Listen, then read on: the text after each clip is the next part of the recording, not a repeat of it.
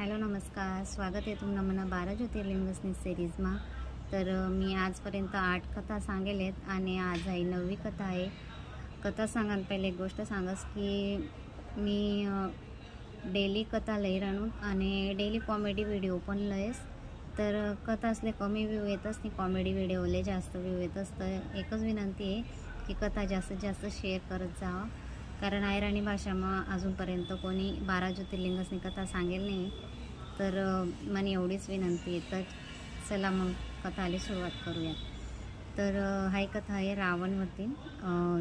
दशानन रावण होता, त्यांनी तर भगवान शिवले प्रसन्न करण्यासाठी खूप खूप खूप तपस्या करी, तरी भगवान शिव त्याला प्रसन्न होई नाही राहतात। मग त्यांनी शेवट इतकी कडक तपस्या करी की तो बर्फमा म्हणजे हिवाळा दिवसમાં बर्फમાં ઊભા रहाय, पावसाळाમાં बी पाणीમાં ઊભા राहायस नाही आणि उन्हाळाમાં बी कडक ऊनमा अशी त्यांनी तपस्या केली। मग असं तर किसीसुद्धा भगवान शिव त्याला प्रसन्न होई नाही राहतात, कारण त्यांना जो लक्ष्य होतं त्यानं ते एकदम खराब होतं, त्यामुळे भगवान शिव त्याला प्रसन्न नाही होई राहतात। हाई इथलं त्यानं हाई दकीसनी तो नाराज होई गया आणि त्यांनी एक ठरावं की मी आता भगवान शिवले प्रसन्न करीस नाहीच राहसो। तर त्यांनी एक पार्थिव शिवलिंग बनाई आणि तठे तो एक एक शीर म्हणजे त्याले 10 या होतात ना, शीर होतात 10, तर तो एक एक कापीसनी भगवान शिवले अर्पण करत गया।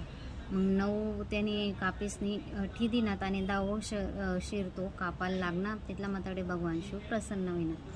मग भगवान शिवनी सांगत मग तुझ्यासाठी माले प्रसन्न करायला तर तुले वर देस बुवा की तुझी सर्व इच्छा पूर्ण होईल। तर मग त्याला सर्वशक्तिमान बनानं होतं, तर तो सर्वशक्तिमानना त्याने बनी गया बुवा। हाय त्यांनी हाय कर त्याला भगवान शिवने वर दिना।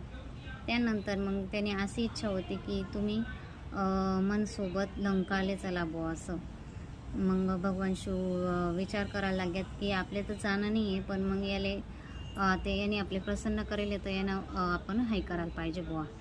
मग त्यासनी युक्ती लढाई भगवान शिवनी असं सांग की तू माले आठेंग उचलीसनी लई जायशी तर मी सू, पण जर तू रस्तामा कोठे बी हाय ज्योतिर्लिंग जर तूने ठेव शिवलिंग तर मी तटे स्थापन होई जासू, तटे मग तू माले उचलू नाही शकाव बुवा।